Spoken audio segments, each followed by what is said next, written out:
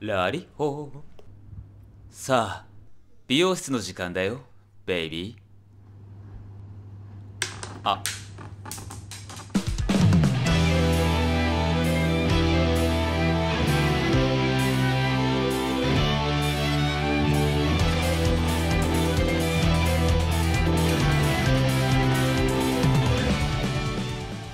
はい、皆さんこんばんにちは、さとけんです。今回はジョジョの奇妙な冒険第3部の歌教員の髪型を作っていきます。下の名前に関してですが、天明でものりあきでもどちらも間違いじゃないので、好きな方で読んであげてください。で、髪型ですが、前髪もちょっと変わってはいるんですけど、やっぱこのなんかついてますよね。正式な名称はちょっとわからないので、今回僕はこの部分をおまけと呼んで作っていきたいと思います。おまけの位置は作画によってバラバラですが、今回は右側に固定して作っていきます。鏡の中の世界なんてありませんよ。ファンタジーやメルヘンじゃないんですから。ベースはこちらのロングのオールバックのウィッグから作っていきます。こんな長くないんですけど、短いウィッグだとおまけの部分の長さが足りないので、こちらの長いウィッグから切って作っていきます。あと毛束も4束使っていきます。これ見て少ないと感じる方、いつもありがとうございます。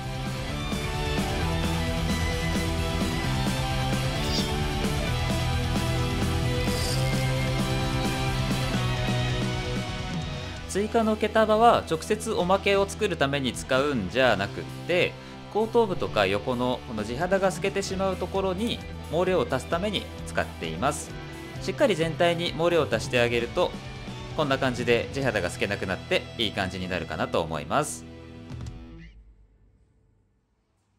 続いてカットをしていきます。おまけに足りる分だけ長さがあれば十分なので、一回下をバッサリ切って、それから前髪とそのおまけの部分をブロッキングしていきます。この2箇所は完全に独立して切るので混ざらないようにしておきます。展開図にするとこんな感じです。これだけだと分かりづらいですが、実は歌教員のアイデンティティ以外は丈太郎とポルナレフ足した髪型になってますね。ほぼ一緒だと思います。サイドの一番前側の部分を縦に持ってまっすぐ切ったら、その一番前の長さを基準にして真横に持ってまっすぐ四角くスクエアカットという切り方でカットしていきます。実際切った部分を見るとまっすぐ四角くなるようになっています。後ろは後でまたまっすぐ切るんですが、ひとまず出てくるところまで真横で四角く切っておきます。反対側も同じようにカットしていきます。ということで、上半分が丈太郎と、ほぼお揃いですね。歌教員の方がちょっと長いかなっていう感じです。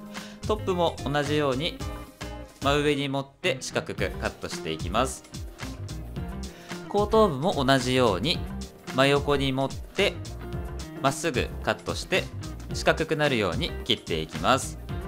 ここから下のポルナレフにつないでいきたいので、エレベーションという切り方で下の髪を今切った一番上のところまで持ち上げてカットしています。そうすると一番下がかなり長くなるような感じですね。そこから襟足に向かってスライドカットでなじませていきます。なので襟足はポルナレフとほぼおそろですね。前髪の内側にも短い毛があるのでつながらなくて大丈夫なので、この部分も短い髪を左右に作っておきます。前髪をカットしていきます。歌教員を見た時にどうしてもおまけに目が行きがちだと思うんですが、前髪もかなり奇妙なことになっているので、うにょうにょした時に長さが足りなくならないように長めに切ってあります。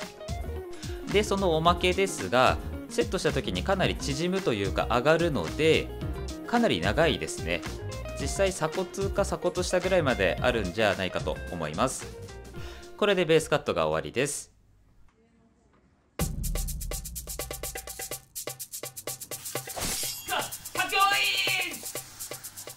お気づきの方もいるかと思いますが、髪の色ちょっと違うのでしっかりシャンプーしてから染めていきます。